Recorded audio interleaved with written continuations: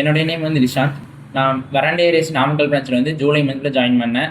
எனக்கு வந்து ஜாயின் பண்ண ஃபஸ்ட்டு 45 டேஸ் பார்த்தீங்கன்னா பேசிக் சர்க்கிள் தான் போச்சு. அந்த பேசிக் சர்க்கிளில் ஆப்டி, reasoning, English and banking average இந்த 4 டாப்பிக்குமே கவர் ஆகும். அந்த ஆப்டி அண்ட் ரீசனிங் பார்த்தீங்கன்னா இப்போ அங்கே பேசிக் சர்க்கிள் எப்பவுமே மார்னிங்லேருந்து மதியம் வரைக்கும் கிளாஸ் போயிட்டுருக்கோம்.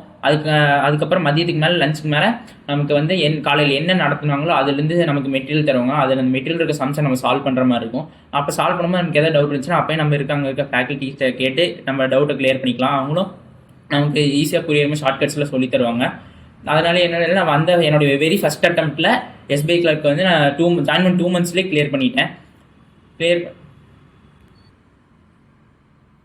அதே மாதிரி பார்த்தீங்கன்னா நமக்கு வரண்டா ரேஸில் வந்து தனியாக டெஸ்ட்டுக்குன்னு தனியாக ஒரு ஆப்பெல்லாம் இருக்குது. அந்த ஆப்பில் நிறைய டெஸ்டஸ் இருக்குது.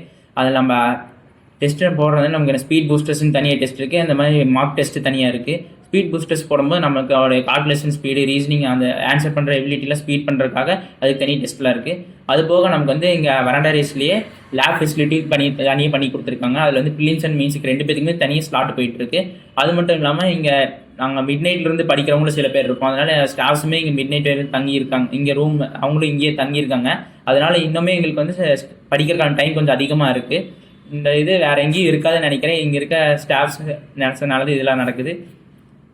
தேங்க்யூ.